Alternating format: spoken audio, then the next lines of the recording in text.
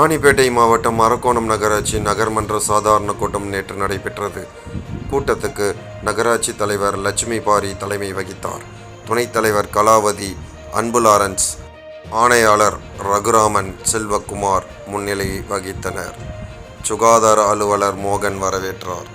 கூட்டத்தில் கவுன்சிலர்களிடையே நடந்த விவாதம் வருமாறு. துரை சீனிவாசன் திமுக அவர் பேசியபோது, அரக்கோணம் நகராட்சியில் 36 வார்டுகள் உள்ளன. இதில் அதிமுக கவுன்சிலர்கள் உள்ள வார்டுகளுக்கு மட்டும் இதுவரை 4 கோடி ரூபாய் ஒதுக்கீடு செய்யப்பட்டு பணிகள் செய்து முடிக்கப்பட்டுள்ளது.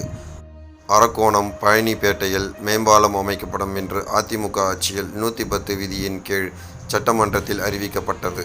ஆனால் அந்த திட்டம் தொடங்கப்படாமலேயே கைவிடப்பட்டது.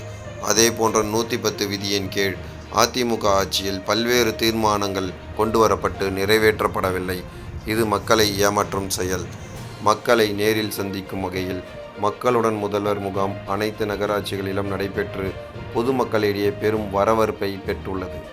இந்த முகாமில் கட்சி பாகுபாடு இன்றி அனைவரும் மனு கொடுத்து பயன்பெறலாம் என்றார்.